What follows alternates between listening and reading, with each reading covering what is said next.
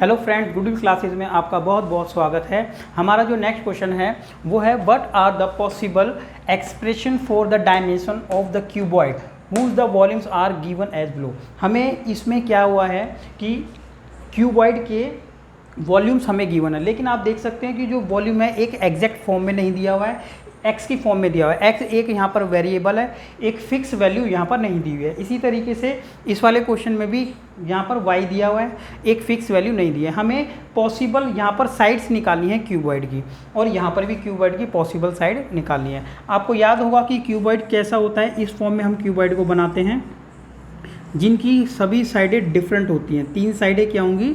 Different होंगी, लंबाई अलग, चौड़ाई अलग और ऊंचाई अलग। तो वॉल्यूम होता था, हम लिख लेते हैं अब वॉल्यूम ऑफ क्यूबॉइड।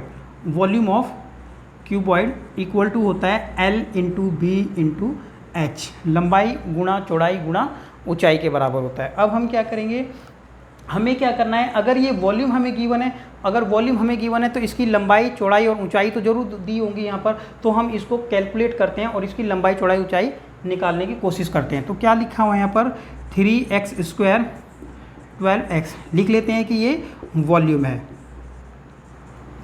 और अगर ये वॉल्यूम दिया हुआ है तो यहाँ पे जितना भी कॉमन आ सकता है हम यहाँ पर कॉमन लेंगे। तो कॉमन सबसे पहले यहाँ पर आ जाता है 3, क्योंकि दोनों में है। उसके बाद x भी है तो यहाँ पर लिख लेंगे x। अंदर बच जाता है यहाँ पर ओनली x, और यहाँ पर बच जाता है 3 4 जा 12। तो इस तरीके से हमने यहाँ पर इसको लिख लिया है।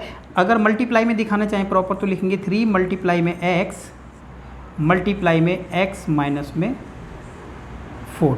अब यहाँ पर जो तीनों साइड गिवन है, ये तीनों ही साइड डिफरेंट हैं, 3x और x माइनस में 4। तो यहाँ पर हम लिख सकते हैं कि मतलब ये नहीं बता पाएंगे कि लंबाई चौड़ाई ऊंचाई कौन कौन सी है। हम यहाँ पर लिख सकते हैं देयरफॉर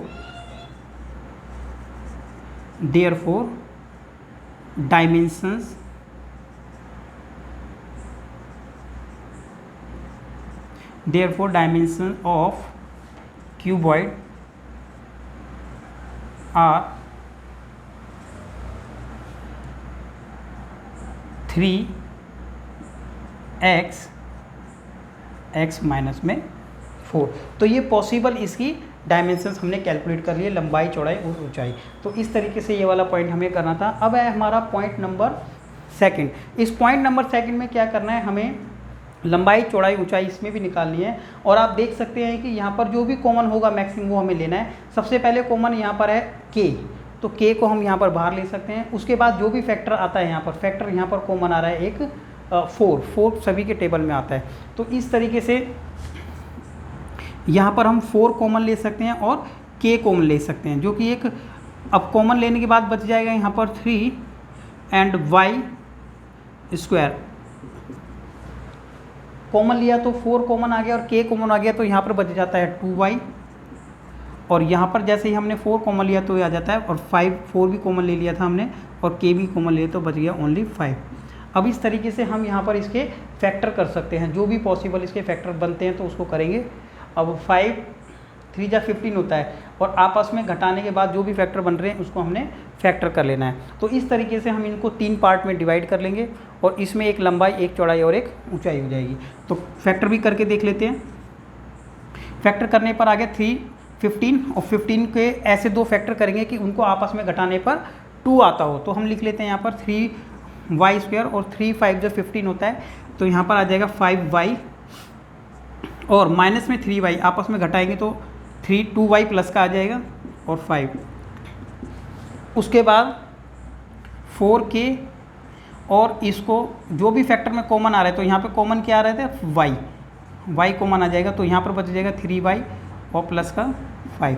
यहाँ पर माइनस का 1 कॉमन ले सकते हैं हम। -1 कॉमन लेते ही ये दोनों पार्ट जो एक जैसे आने चाहिए वो एक जैसे आ गए हैं, ये और ये। अब हम इसको लिख सकते हैं 4k, और इसको लिख सकते हैं y माइनस में 1 इस वाले पार्ट को, और इस वाले को लिख सकते हैं हम 3y प्लस में 5। अब आप देख सकते हैं यहाँ पर 4k लेंथ, एक ये और एक, इसमें से एक लंबाई, एक चौड़ाई और एक ऊंचाई है। तो हम यहाँ पर लिख सकते हैं therefore the dimensions of cuboid cuboid are 4k y minus में 1 3y प्लस में k। तो ये हमने तीनों डायमेंशंस यहाँ पर लिख लिए। सो ये कंप्लीट हो गया हमारा पार्ट। Okay, thank you.